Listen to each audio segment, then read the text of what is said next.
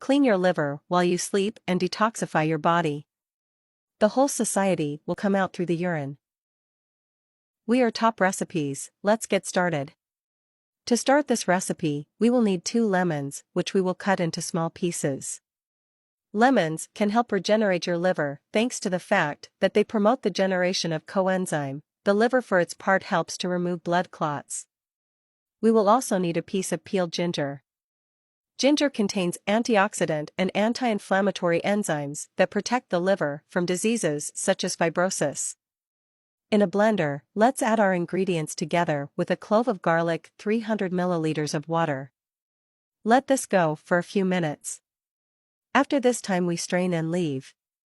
Have a glass of this drink before going to bed, add a spoonful of honey. Both relax and honey would be suitable foods to take care of the liver. Let us know in the comments that you like this recipe so much, and we will be sending you a special greeting in the next one.